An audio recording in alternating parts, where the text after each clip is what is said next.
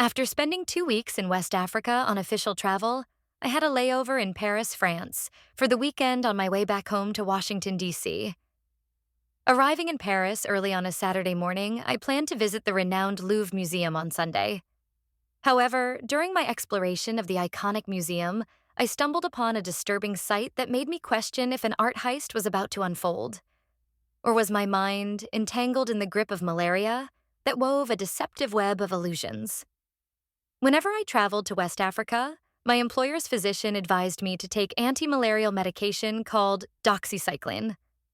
I diligently followed the prescribed dosage, taking a tablet 2 days before my trip and continuing for 4 weeks after returning to the United States. Thankfully, I experienced no physical symptoms such as stomach or muscle aches, chills, fever, night sweats, or vomiting. Nor did I feel mentally confused. Having boarded an Air France flight from Abidjan, Côte d'Ivoire to Paris, France, I endured an overnight journey and arrived in Paris on Saturday morning. After disembarking the plane and completing my work-related tasks, I checked into my hotel for a nap. After taking a much-needed rest, I felt rejuvenated and ready to explore the sights of Paris. I sought recommendations from the hotel concierge for nearby activities, and I aimed to return before nightfall.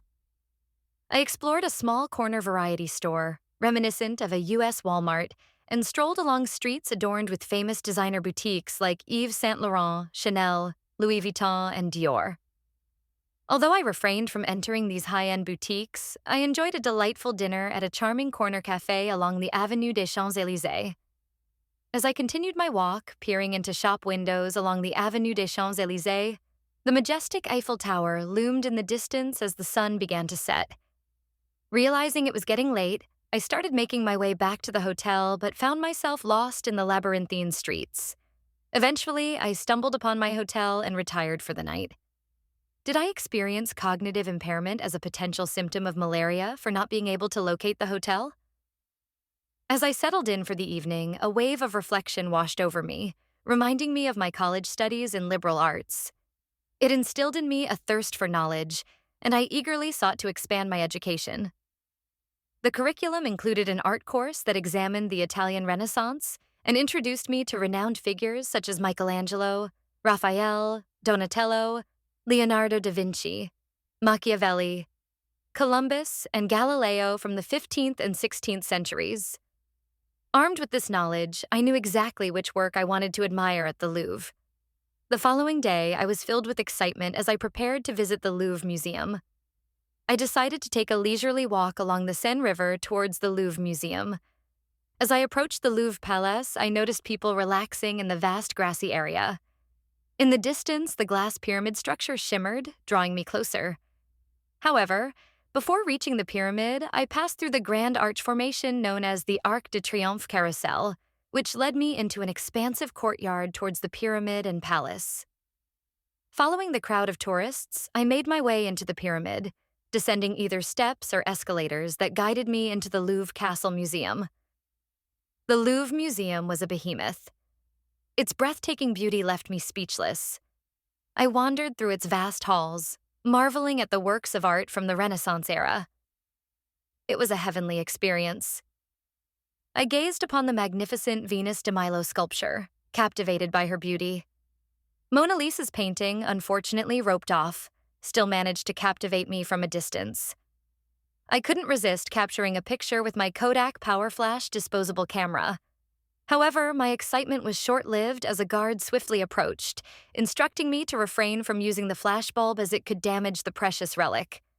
Call me crazy, but it felt as though Mona Lisa's eyes were fixed upon me. Or perhaps my mind was playing tricks on me again. As I continued exploring, I noticed an abundance of natural light streaming through the museum's frosted skylight windows.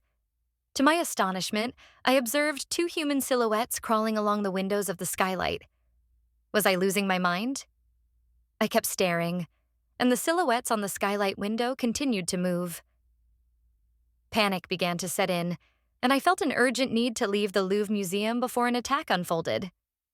In a state of panic, I hastily departed the museum and walked until I reached my hotel.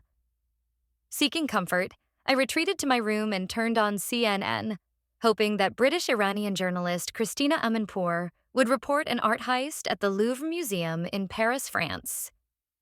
I needed confirmation that I hadn't succumbed to madness.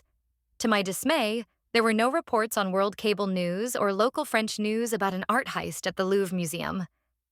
Exhausted, I decided to rest and contemplated the possibility that I might be unknowingly suffering from malaria.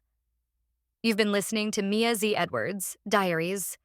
New stories arrive daily, except Sundays, my rest day. Until then, stay inspired.